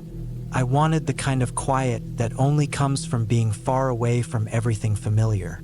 I was 29 then, still thinking I was tougher than I really was, and camping alone felt like a test I needed to pass. The forecast said rain, but I didn't care. I packed my tent, sleeping bag, stove, and some dry food. I figured a little rain might even make it more peaceful. By the time I reached the trailhead that afternoon, the air already smelled wet. Pine and earth mixed with the kind of cold dampness that seeps into your jacket no matter how thick it is. I hiked for hours, following a narrow trail that wound deeper and deeper into the woods. Everything around me looked dark green and heavy, the branches bending slightly from the weight of moisture. My boots sank into the soft mud every few steps. By evening, I had found a flat clearing near a small creek. It wasn't an official campsite, but it was open enough for my tent, and the sound of the running water made it feel calm. I pitched my tent quickly, my fingers stiff from the cold. The rain had started by then, a steady drizzle that made the fabric of the tent slick and shiny under my headlamp. I made a small fire with some half-dry wood I'd gathered, enough to heat my dinner and keep me warm for a bit. The flames hissed as raindrops hit them, and a faint steam rose into the air. The smoke stuck to my clothes, and the ground around me turned darker, heavier with every passing minute. When the rain started coming down harder, I crawled into my tent and zipped myself inside. The sound of it hitting the fabric was constant, like thousands of fingers tapping all at once. I laid there listening to it, the rhythmic noise almost soothing. My sleeping bag felt warm, and for a while, I thought I'd actually sleep through the storm. But sometime after midnight, something pulled me out of sleep. I didn't know what at first. The rain was still hammering down, the creek still rushing nearby. It was one of those half-awake moments when your body feels frozen but your mind starts catching up. Then I heard it, a faint crunch. It was the sound of footsteps, slow and heavy, moving through wet soil. At first, I told myself it was an animal, maybe a deer, maybe even a bear. But bears didn't usually walk that quietly. The sound came again, closer this time. It wasn't steady, more like someone stepping carefully, testing the ground before each move. The pattern wasn't right for an animal. I stayed completely still, my heart thudding in my ears. I could hear the water, the rain, and under it, those faint, deliberate steps circling the tent. I turned off my headlamp. The tent was almost pitch black except for the dim gray light from the storm outside. The footsteps stopped. For maybe a full minute, there was nothing but the rain. Then I heard a wet shuffle, like something brushing against the side of my tent. I could see a faint shadow move across the thin fabric, but the rain made everything blurry and hard to make out. I didn't move. I barely breathed.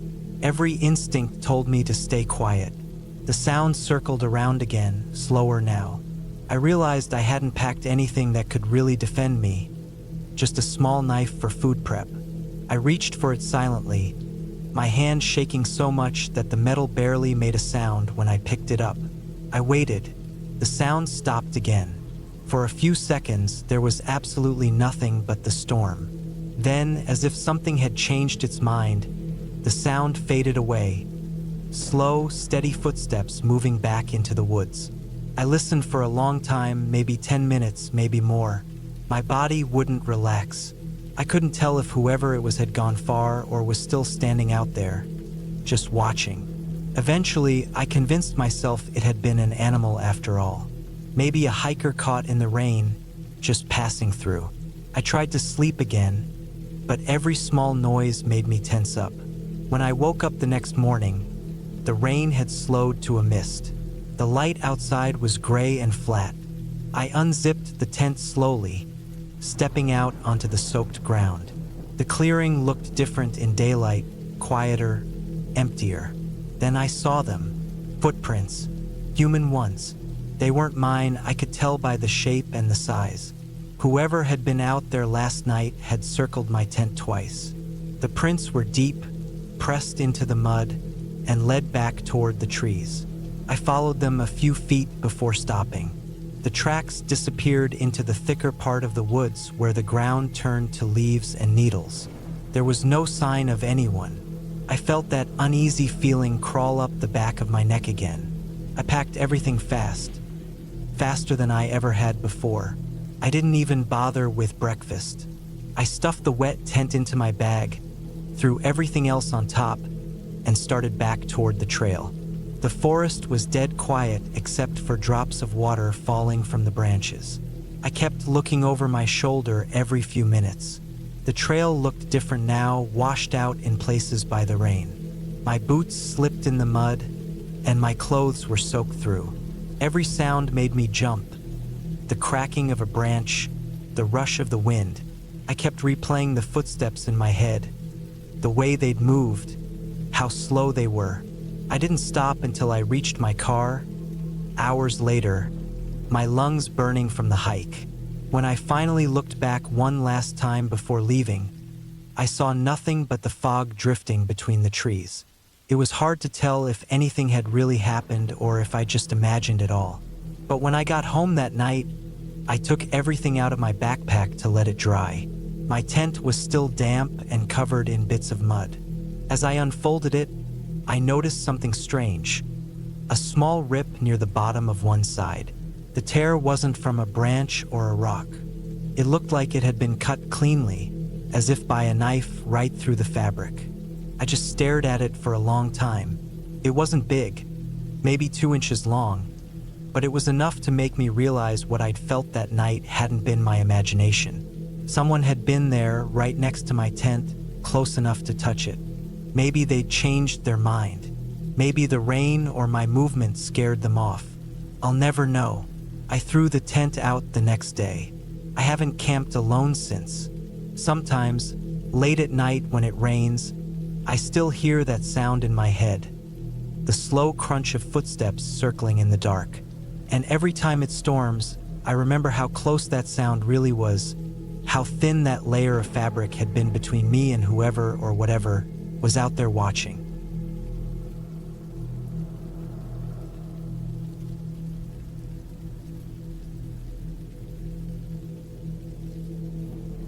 It was the summer of 2012, and I was 27, living alone in Denver. I had been working 6 days a week, same dull pattern every day, and one weekend I decided I needed to disappear for a bit.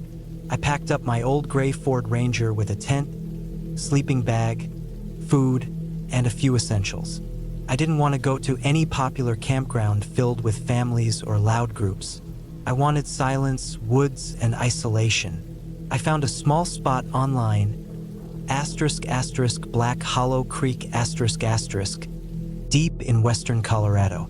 It wasn't on most maps, just a tiny pull-off near an old service road used by hunters. The drive took almost 6 hours. I left early morning, and by the time I got to the last stretch of road, it was just gravel and dust. The place felt forgotten. The air got colder, the trees thicker. The road bent and twisted until I reached a small clearing surrounded by tall pines, with a thin stream running nearby. It was perfect, quiet, lonely, and completely cut off. I parked the truck, stretched my legs, and set up camp near the creek. The The smell of pine needles and wet dirt hung in the air. I remember the soft sound of the water running beside me. It felt peaceful, steady, like the kind of sound that could put you to sleep. I set up the tent, built a small fire pit with rocks, and cooked some canned chili on my little stove. Everything was calm. I felt good, free even. As the sun dipped behind the ridge, the woods darkened faster than I expected. The sky went from orange to deep blue, and soon it was black. I lit my lantern and sat by the fire, listening to the crackling sound of burning wood. Crickets chirped, and I could hear the soft hum of the creek. The temperature dropped sharply once night fell, and the quiet became heavier, like the air itself was pressing down. I tried to read for a while, but found myself distracted by the silence. Every now and then, I'd hear small snaps from the woods. At first, I thought it was just animals, raccoons or deer, but something about the rhythm of it didn't feel random. It wasn't the light stepping of an animal running through the brush. It was slower, heavier, spaced out. It stopped when I stood up, then started again when I sat down. I told myself I was overthinking it. When I finally crawled into the tent, I left the fire burning low, just enough to keep the light flickering. The tent felt small, and every sound outside seemed louder now. The creaking of trees, the soft rustle of the wind. I lay there for what felt like an hour before sleep finally caught me. I woke up suddenly. I didn't know what time it was, but it was still pitch black outside. My heart was pounding, and for a second, I didn't know why. Then I heard it again, a crunch. Not close, but not far either. Someone or something was walking near my camp. I held my breath and listened. The steps came slowly, moving in a half circle around the tent. My first thought was maybe it was a bear, but the steps weren't heavy enough for that. It sounded human. I didn't move. I could hear the sound of twigs breaking underfoot, the faint brushing of something against a bush. I reached for my flashlight quietly, switched it on, and pointed it toward the tent's thin fabric wall. The light cast faint shadows outside, and I thought I saw movement, a shape shifting slightly near the trees. My chest tightened. I didn't say anything, didn't even breathe. After about a minute, the sound faded. Nothing, just the creak again. I lay there, staring at the ceiling of the tent, wide awake. My mind ran through possibilities: a hunter, a lost hiker, maybe just an animal moving around. Still, it didn't feel right. I kept thinking how the steps circled the tent instead of moving straight through. After another half hour, I unzipped the tent and looked outside. My fire was out. The clearing was lit only by the moonlight filtering through the trees. Everything was still. My truck sat in the same spot. I stepped out slowly, the cold air biting through my shirt. I scanned the tree line with my flashlight. Nothing. I walked a small circle around the camp, just to check. The ground near the tent had faint footprints in the dirt, boot prints. Human. I knew they weren't mine. I felt my stomach drop. I didn't want to panic, but I also didn't want to stay there. I grabbed my axe and kept it inside the tent with me when I crawled back in. I stayed awake the rest of the night, listening, waiting for any sound. Nothing else happened. When morning came, I packed everything up quickly. I told myself I was leaving just because I was tired, not scared, but that was a lie. I threw my gear into the truck and started driving out. The forest looked different in the morning. Less threatening, but somehow emptier, like nothing wanted to live there. About 2 miles down the road, I saw something that made my chest tighten again. On the right side of the dirt road, near a clump of bushes, there was an old fire pit, still smoking faintly. A torn tarp hung between 2 trees, and beside it, there was a plastic chair, tipped over. I slowed the truck. The campsite looked abandoned, but not for long.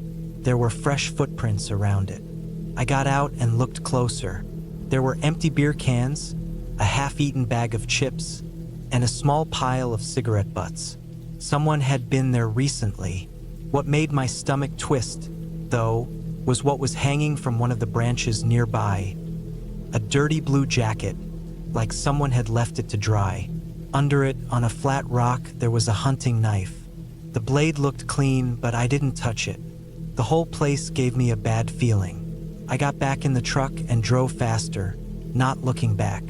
The road wound through miles of forest before hitting the highway. I didn't stop until I reached a gas station near Glenwood Springs. Inside, I told the clerk I'd been camping near Black Hollow Creek. He frowned a bit and said that area had been closed for hunting 2 years ago. He said people still went out there, but it wasn't patrolled anymore. Some hikers had reported missing gear, tents torn down, food stolen. Nothing too serious, but strange enough that locals avoided it. He shrugged it off, but I didn't. When I got home, I kept thinking about those boot prints around my tent. They weren't random. Whoever it was had walked around quietly, watching. Maybe they thought I was asleep. Maybe they planned to steal something. Or maybe they were waiting for me to come out. I still camp sometimes, but never alone. I started locking my truck from the inside when I sleep, even when it's parked in my driveway. I don't scare easily, but something about that night stuck with me. It wasn't what I saw, but what I didn't. The idea that someone was out there, in the dark, walking slow circles around my camp while I tried to pretend I was asleep. It sits in my head every time I hear a twig snap at night. I don't know who they were, and I don't want to. But sometimes, when I think about it, I wonder if I had unzipped the tent just a few minutes earlier, maybe I would have seen their face. Or maybe they were closer than I realized, just waiting for me to move. That's why I never went back to Black Hollow Creek. I didn't need to. Some places feel like they're meant to be left alone.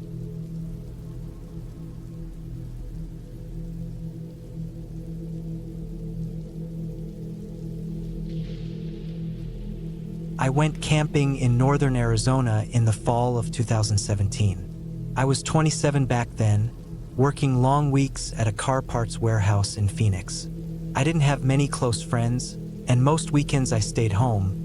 But that October I decided I needed a break from everything. I packed up my old blue Ford Ranger, grabbed my tent, a sleeping bag, a lantern, a few cans of chili, and drove north into the high desert. I ended up at a quiet area near the Little Colorado River, not far from a place called Cameron. I'd been there once before with my cousin years earlier. It wasn't an official campsite, just an open patch of land surrounded by thin pine trees and scrub.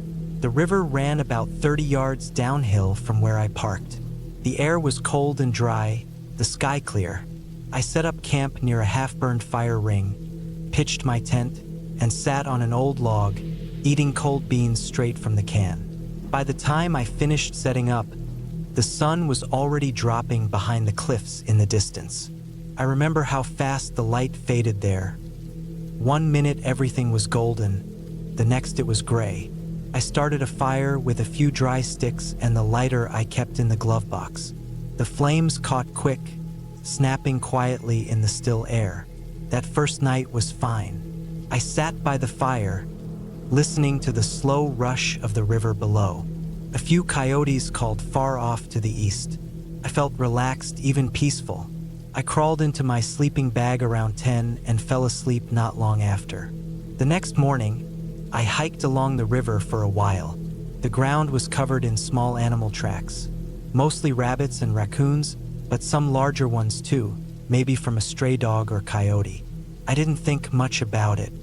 I had brought a small camera and took a few pictures of the cliffs and the water. Around noon, the wind picked up and thin dust blew through the valley. I spent most of the afternoon gathering wood for the night, enough to last until morning. When evening came again, I lit the fire and cooked one of the chili cans in a small metal pot. The temperature dropped fast after sunset. I put on a jacket and sat close to the flames. The wind died down completely. Everything got silent, so quiet it almost felt wrong.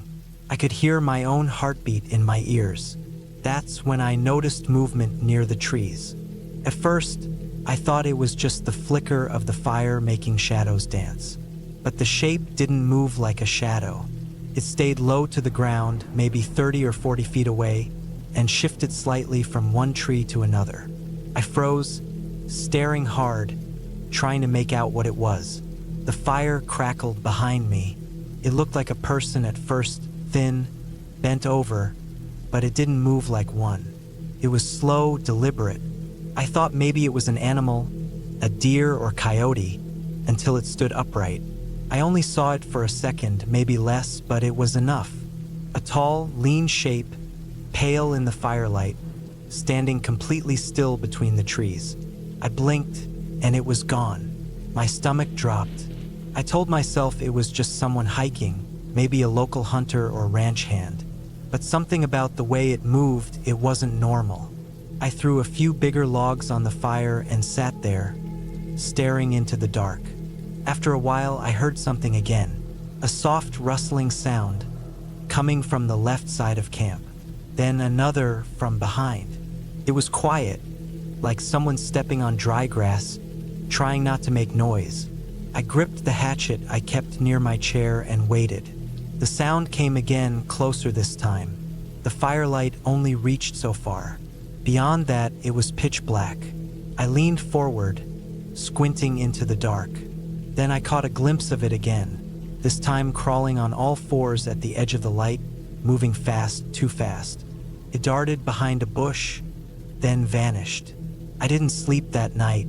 I sat up with the fire burning high until morning. Every few minutes I'd hear something faint. A branch snap, a scrape of movement, then silence. When the sun finally came up, I looked around the edge of camp. There were footprints in the dirt. Not boots, not animal tracks. Bare feet. The toes were long and splayed wide, like they'd been walking on rough ground for years. I packed my stuff fast, threw it in the truck, and drove about 10 miles down the dirt road before stopping. I told myself I was just being paranoid, that maybe it was some hermit or local messing around. I calmed down after a while and decided to camp one more night before heading home. That was my biggest mistake. I found another spot closer to the main road, a small clearing near a dry creek bed. Felt safer, more open. I could see the road from there. I set up camp again, made a small fire, and sat in the back of my truck as the sky turned dark. Around midnight, I heard footsteps again. Slow ones this time, steady. Not animal sounds, human, heavy, deliberate. My stomach clenched. I turned off my lantern and sat perfectly still. The footsteps stopped near the edge of camp. The fire was low now, just glowing embers. I could barely see anything, but there was something there. A figure standing just beyond the dim light. My eyes adjusted slowly. It looked human, tall, thin, wearing torn clothes, maybe just a ragged shirt. But its posture was off. The head tilted too far to one side, like it was broken or hanging loose. It didn't move for almost a full minute. Then it turned and walked away into the trees. Not fast, just steady and quiet. I sat there for hours, not moving. When the first bit of dawn light showed, I got in my truck and left everything behind. Tent, cooler, even my sleeping bag. I drove straight back to Phoenix. For days afterward, I couldn't stop thinking about what I'd seen. I tried to convince myself it was just a person, maybe some stranger living out in the desert. But there were little things that didn't fit. The barefoot tracks, the strange crawling motion, the way it stood there watching. A week later, I looked it up online. Reports of strange sightings in that area. People had seen tall, thin figures near the river, or heard something mimicking voices in the night. They called it a skinwalker, something from Navajo stories. I didn't believe in any of that before, but after that trip, I didn't know what to think. A few months later, when I finally went back to get my camping gear, everything was gone. The tent poles were snapped and scattered, the cooler was ripped open, and the sleeping bag was shredded into pieces. The fire ring was crushed flat, like something heavy had stomped through it. There were more tracks, leading down toward the dry creek bed, bare feet again, dozens of them, all pointing one way. I followed them for a while until they disappeared into the sand. I left right after that and never went camping alone again. Even now, sometimes when I drive at night through quiet desert roads, I catch myself watching the tree lines, just in case. It's not fear of ghosts or monsters. It's fear of something real. Something that walks and watches but isn't quite right. And every now and then, when the wind dies completely and the world goes silent like it did that night by the river, I swear I can almost hear those same slow footsteps again, just behind me, waiting for me to stop.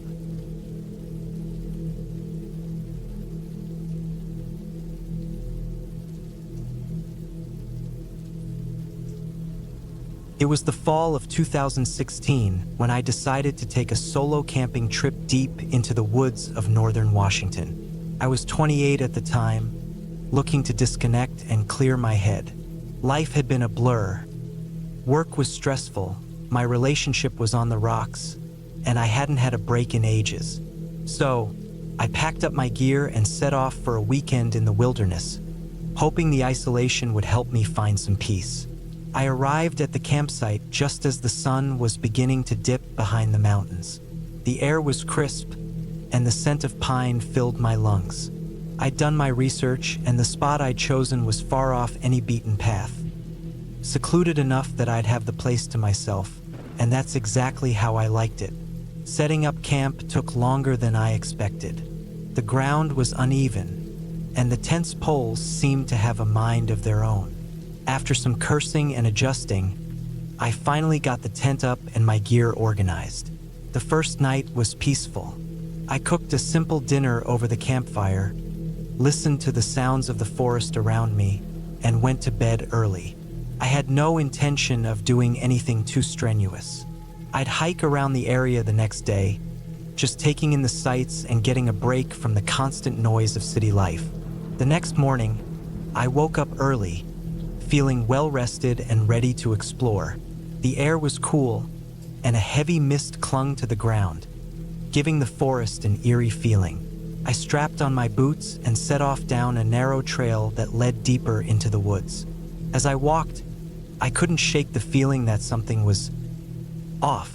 I tried to ignore it, chalking it up to the isolation.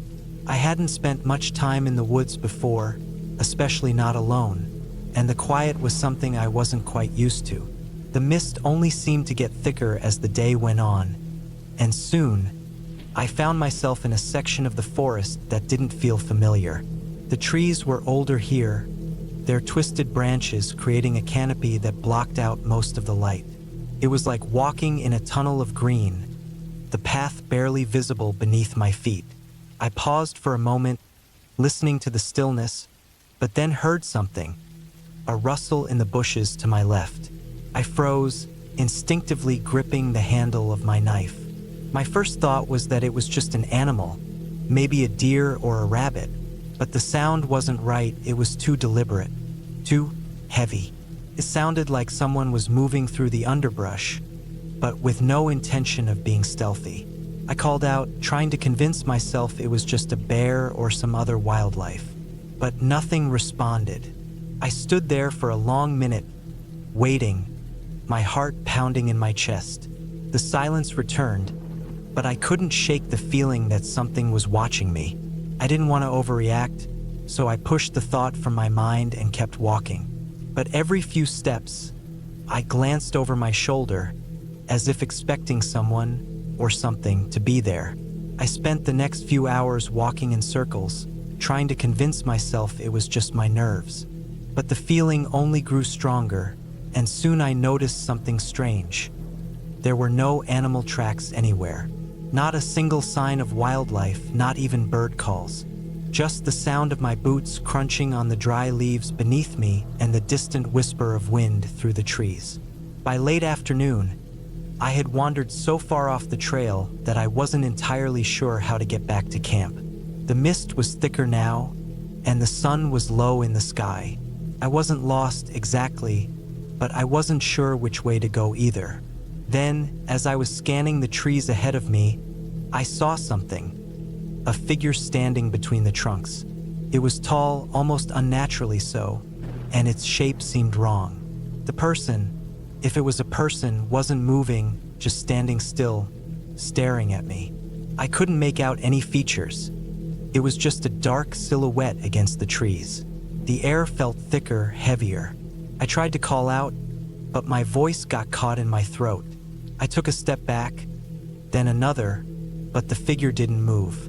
It was as if it was waiting for me to make the next move. I didn't hesitate. I turned and ran. The forest was a blur around me, branches scratching at my face, the uneven ground threatening to trip me. I didn't look back. Couldn't. I just kept running, knowing deep down that if I stopped, if I let myself think too much, I wouldn't make it out of there. After what felt like an eternity, I stumbled out of the trees and found myself at the edge of a small, overgrown clearing. I was completely disoriented, but I could see the faint outline of my tent in the distance. I had somehow made it back to camp. My legs were shaking, my heart racing, and I collapsed to the ground, breathing heavily. I didn't know what to think. What had I just seen? Who or what was that figure in the woods? I hadn't heard anything or seen anyone else in the area all day. There was no way someone could have followed me without making a sound. I spent the rest of the evening in a daze. I couldn't shake the image of that tall figure in the woods. My campfire didn't provide much warmth, and the shadows seemed to creep closer with every flicker of the flames.